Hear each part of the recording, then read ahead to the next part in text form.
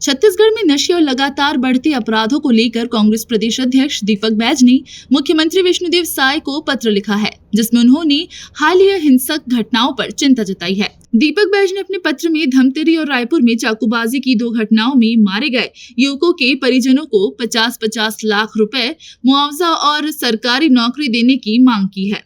उन्होंने लिखा कि प्रदेश में नशे के चलते अपराधों में तेजी से इजाफा हो रहा है और शराब, नशीली दवाइयां, ड्रग्स और गांजा जैसी चीजें आसानी से उपलब्ध है, जिससे युवा वर्ग तेजी से प्रभावित हो रहा है। उन्होंने विशेष रूप से धमतरी में ढाबे पर खाना खा रहे 3 युवकों की हत्या और रायपुर के चंगोरा भाठा में गाड़ी टकराने पर एक डिलीवरी बॉय की हत्या का हवाला देते हुए कहा कि दोनों मामलों में मृतक निर्दोष और अपने परिवार के इकलौते कमाने वाले सदस्य थे।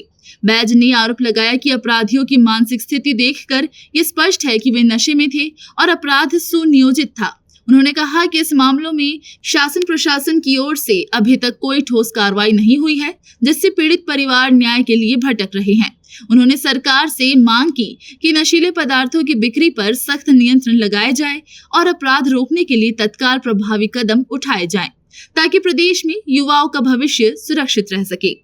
जिस तरह से पूरे प्रदेश में और खासकर राजधानी रायपुर में विगत कई दिनों से लगातार आम नागरिक युवाओं को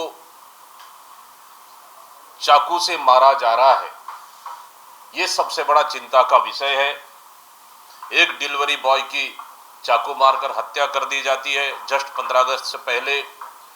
फिर 15 अगस्त जस्ट पहले रायपुर के 3 युवाओं को